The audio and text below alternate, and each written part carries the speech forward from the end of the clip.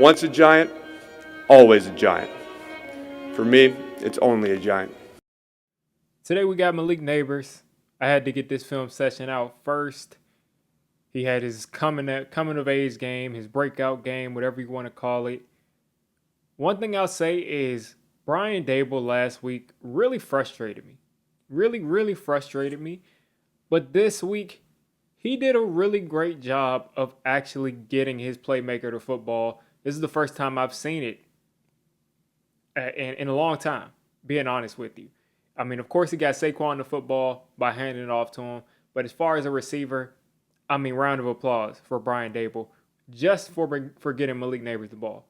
I'm not going to say he had a spectacular game, just in general, but getting Malik Nabers the ball, great job, Brian Dable. Great job, and continue to do it because the road to the Giants being competitive in these games is Malik Nabers having games like how he had on Sunday, yesterday. So, Malik Nabers is at the bottom of your screen. Let's get straight to it. All right, so you're going to see man coverage here from the Commanders, and they played, just like I said before the game, they were going to play a lot of man coverage. They were going to play a lot of man coverage, and there will be chances to exploit that man coverage. Chances that we probably won't get too many times because any defense that feels confident that they can play zone are going to zone up against Daniel Jones, and they're going to make him beat the zone, which he has shown that he can't do on multiple occasions. So the Commanders are going to man up Malik Nabers here at the bottom of your screen. And what you're going to get is a rub route. So you're basically going to see Theo Johnson here come off the line and essentially kind of chip the linebacker. The linebacker's pressing him, but Theo Johnson is using that against him. And that's going to create an avenue here. Excuse my drawing. That's going to create an avenue here for Malik Nabers to come off the football and get behind this pick and get wide open. So pick route, rub route, whatever you want to call it, is successful for Brian Dable and a really great job to get the ball in the hands of your playmaker. So there you go. As you see it, Theo Johnson comes off the ball, gets physical there. The linebacker's trying to keep up with him, and you got Malik open. Easy pitch and catch, easy yak yardage, and the guy gets stiff arm there. All right, so for all the folks that got to see my video last week, I said it, I meant it, I'm here to represent it. Malik Nabers is going to be running these stick routes all year long, and it's going to be up to defenses. Can you tackle? Can you swarm? And stop him from getting this yak yardage? And the answer more often than not, especially in man coverage, is going to be no. So you're going to see Daniel Jones throw this to him short. Real nice, easy release off the line. No pressure, no press at all. No threat there. And he's just going to catch that, turn outside, easy yak yardage. And this is where a guy's going to get put in the dirt. Put in the dirt here. Let's take a look at a different angle. And we're just going to watch Malik Nabers just put this dude in the dirt. Spin off, put the stiff arm out. He's hitting the turf. So take a look at Malik at the top of your screen here. Number one, matched up on, I think this is the guy in Washington that plays cornerback, their best cornerback, Igbenogany. I think that's his name. I'm gonna have to look back. I gotta learn that dude's name. We played against him twice, so I think his name is Ig. It starts with the Ig, and I just forgot the rest of his name. But nonetheless, he's matched up on Malik. He does a great job with the jam, using one arm, using that inside arm, knowing that he's got the sideline to help him. Knowing also that if, Malik is able to slide past that inside arm, he's got help inside. And the Commanders feel really confident in this guy. I mean, they left him one-on-one with no help over the top with Malik. If I'm the Giants, I'm using as much of this field as I possibly can. I'm running to the back pylon. I'm doing as much as I can to get Malik open in space. But nonetheless, he runs a decent route here, almost like a whip route, and, makes a beeline for the sideline.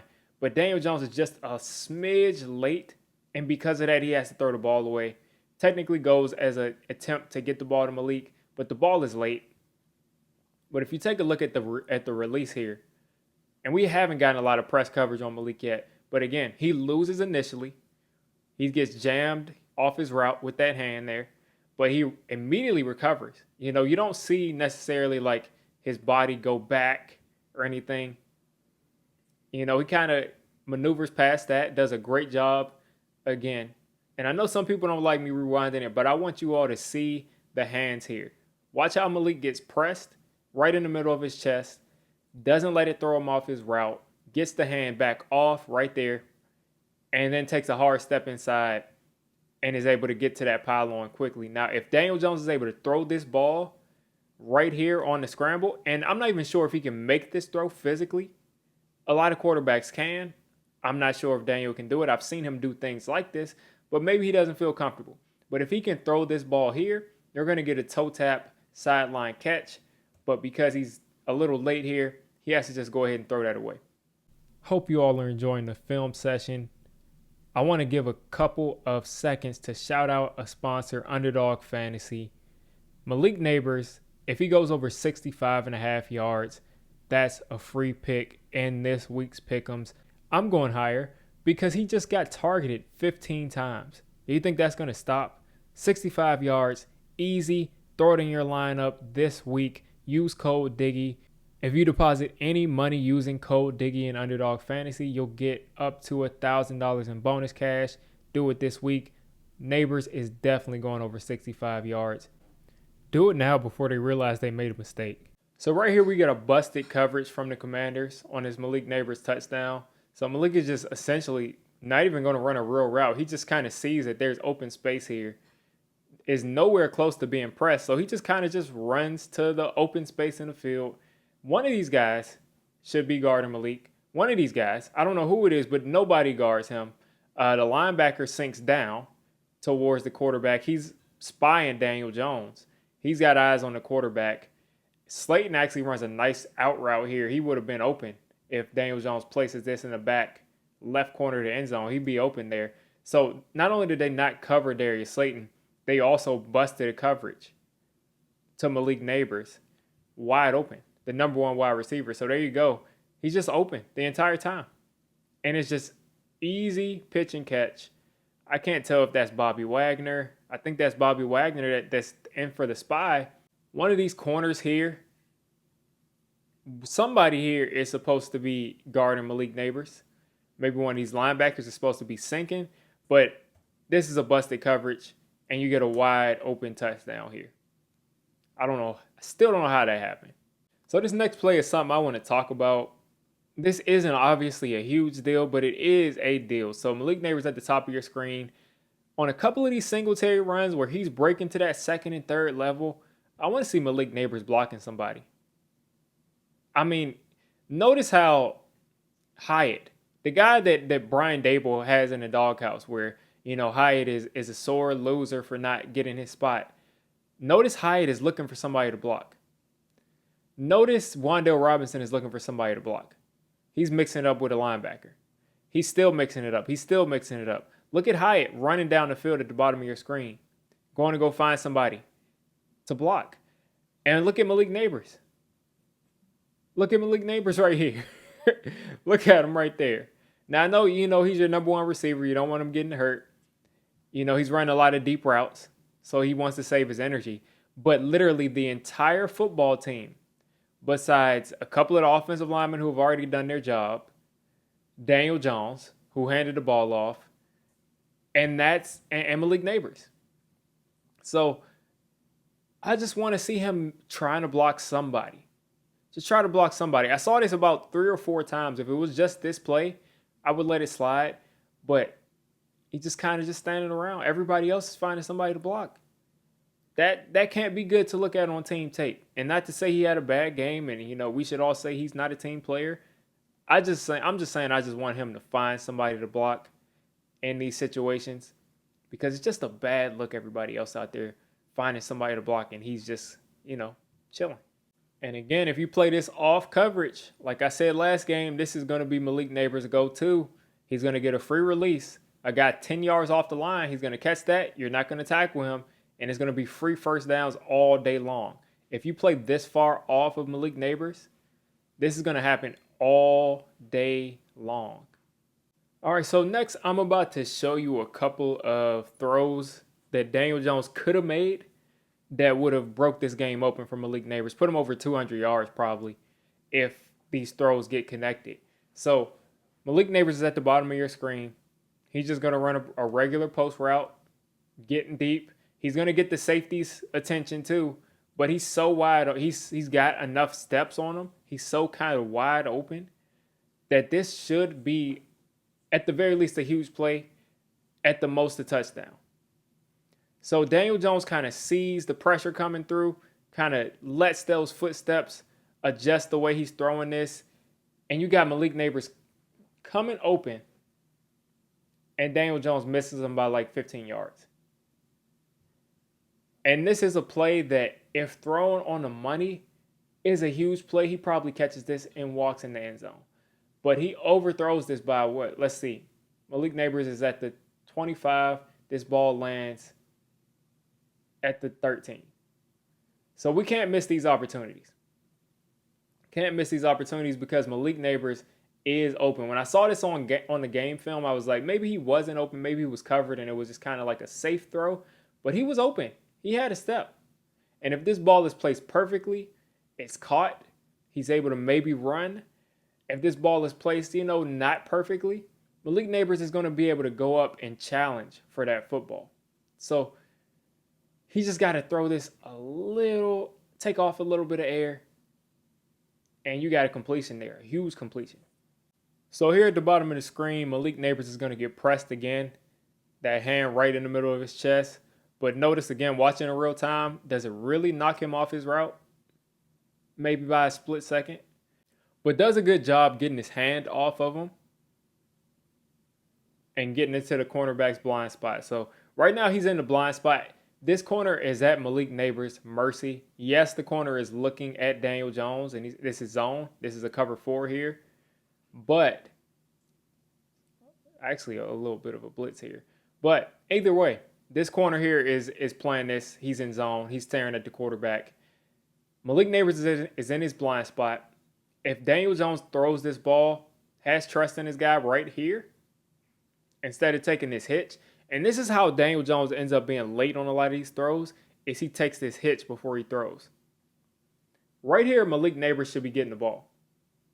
Right here, this is the very latest he should be catching the ball here. Now, Daniel Jones throws this late, and he throws it after he's already open. You got to throw it with anticipation so he can catch this while he's here. And then he's also underthrowing this a bit.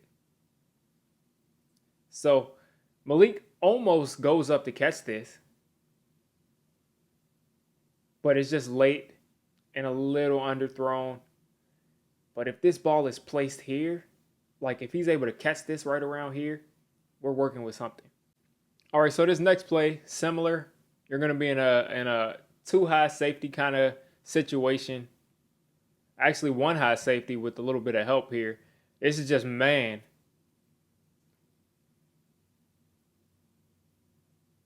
And as you see, Malik Nabers is literally a fingertips away from being able to make this catch.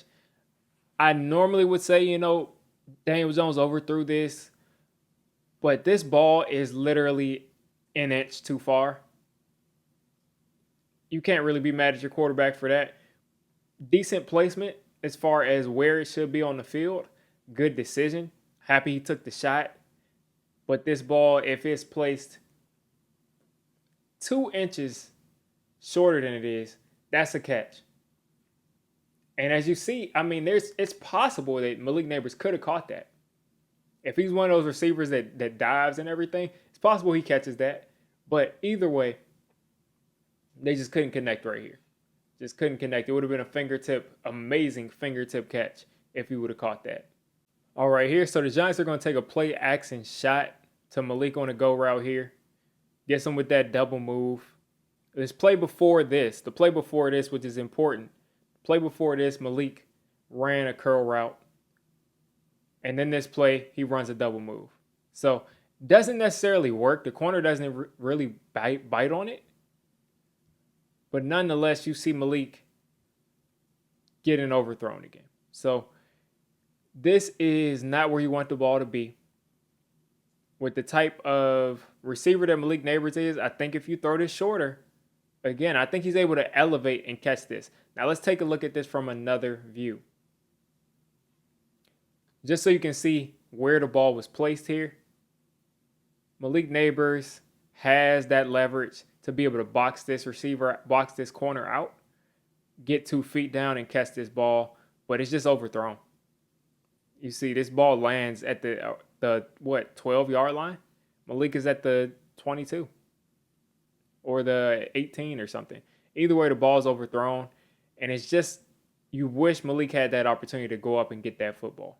All right, so this is the play I was talking about. You got Malik Nabers on an island, and that's never good for a DB. You're just going to see this curl route here. Easy actual comeback route here. Easy pitch and catch. I mean, you can't get more open than that. Does an amazing job of selling this go route. Stops on a dime, and at that point, the route is won. The route is won right there. These LSU receivers, I'm telling you, no one sells a go route better. No one sells it better. All right, so remember, I thanked Brian Dable for doing what he was supposed to do, get Malik Nabers the ball. We got the same play. Exact same play again, same direction. Both times on the left side of the field, the left side of the offense. And you're just going to see Theo Johnson come off the football, get into sort of a physical blocking kind of match, pressed at the line of scrimmage kind of match with this linebacker, Luvu. And that is going to leave Malik Nabers open underneath, and this opens this crosser up, and Dable just did a great job of getting Malik the football. You got to appreciate it. You got to appreciate getting your playmaker the ball. Easy stuff.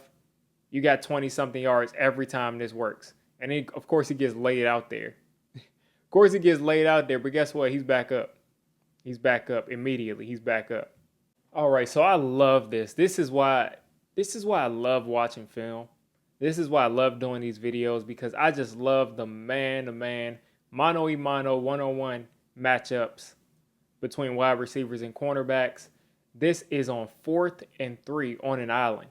Malik Nabers has been destroying everybody in this Washington secondary all day long. He's been eating these guys alive. So you got no safety help for Malik Nabers here. You got no help over here. I'm assuming this safety is probably going to rotate over this way.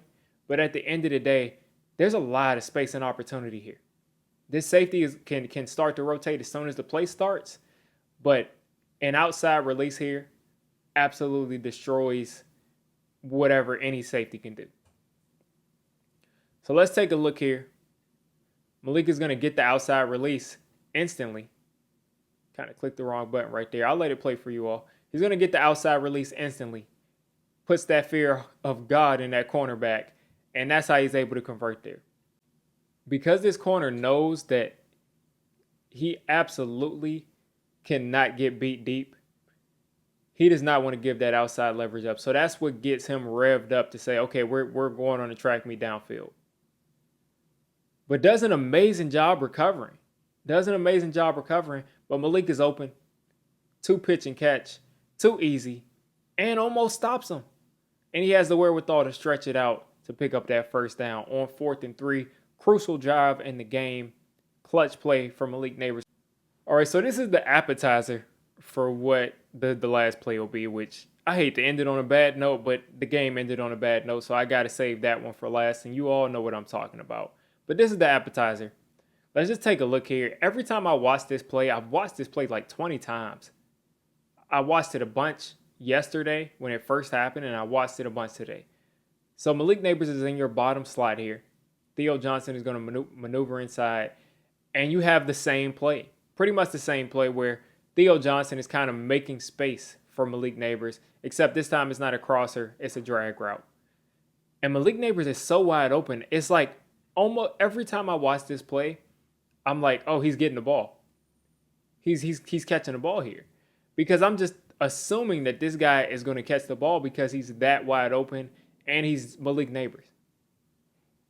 I have no idea why he didn't get this ball here, but instead this drive ended up getting killed because Wan'Dale Robinson is getting the ball forced to him in triple coverage in the middle of the field instead of getting the ball to number 1, seeing if he can get out to the edge, break a tackle, and move the chains. All right, so I hate to end it like this, but like I said, I got to because that's how the game ended. Malik Nabers at the top of your screen. This time the corner gives him some space. And Malik Nabers runs a beautiful route here. Instantly open. And I'm sure at this point, Malik Nabers is thinking, I might as well start sagging deep and I can catch this ball, turn around, and run this into the end zone. Daniel Jones is late. What else is new? And this ball ends up getting dropped. So, two things can be true, folks. Daniel Jones should have thrown the ball to Malik Nabers right around here, right around here. This corner is completely oblivious that Malik Nabers is wide open. He thinks that the safety is sagging over. But if this ball gets thrown here, Malik Nabers probably catches this, turns around, and scores. And he's the hero of the game. He's the game. He's the winner of the game. He won the game for us. This is what, put him at 140 yards and 2 touchdowns and the game winner, most likely. But because Daniel Jones is a little bit late, Malik gets in his head and he's like, okay, I got to adjust to this. I almost had a touchdown, but I have to adjust to this last throw here. And he gets his feet down, does everything he's supposed to do here, and just drops it. Just drops it. No excuse there, just drops it. And of course, he's frustrated there. Of course he's frustrated. All right, folks, so we'll stop it here. Malik Nabers had an incredible game. This was his breakout game, but he ended it in the worst possible way he would have liked to end it. He could have had a touchdown that play. In my opinion, I think he'd be one-on-one with that safety, and I don't think much is stopping him from scoring at that point with that much space. And I think he could have possibly had a touchdown there, and he had to refocus, catch it on the sideline, do what he's supposed to do. Because, listen, folks, that throw that Daniel Jones made was a good throw. Considering the circumstances, he should have thrown it earlier, and he wouldn't have had to make an amazing throw, but he made an amazing sideline throw, made a nice throw there. And he just couldn't come down with it. Just couldn't come down with it. But I have no doubt that Malik Nabers is going to catch the next one. And catch the next one and catch the next one. I don't think he's going to let that get to his head. I don't think this is him falling off. Of course, nobody thinks that. But he had an amazing game. And I'm looking forward to continuing to watch this guy grow. I know he can be one of the better receivers in the NFL. He's already, I think, 2nd in receptions, 4th in yardage. So he's well on his way to having an amazing year. And you all have just seen from what he's done in this film session that he's going to be a good receiver for a long time. And not to sneak diss Odell, not even to diss Odell at all. Malik Nabers is getting this type of hype, and he's not making spectacular catches yet. Odell was getting the hype early on because, first off, he was balling. Let's not mess things up. But at the same time, he was making ridiculous catch after ridiculous catch.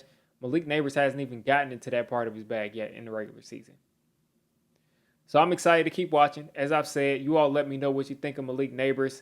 He's only going to keep getting better, folks. If you made it this deep into the video, come on, just hit the subscribe button. I make Giants content primarily, draft content secondarily, and during the season, I'm going to be doing a lot of reacting to pretty much most of the NFL games and everything NFL. So if you made it this deep, go ahead and join the D6 squad.